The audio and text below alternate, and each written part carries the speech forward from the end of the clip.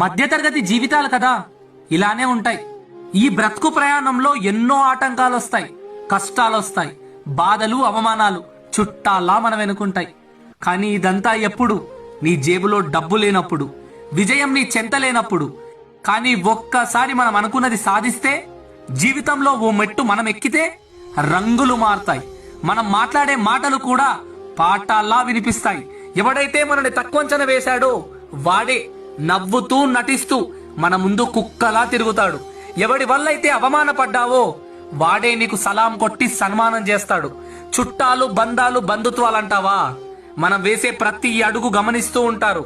ఎందుకంటే వాడిని చూసి నేర్చుకోరా అని వాళ్ళ పిల్లలకి చెప్పాలి కదా. అందుకే చేసే పని పట్టుదలతో చెయ్యి. విజయం కాలానికి వదిలేయి.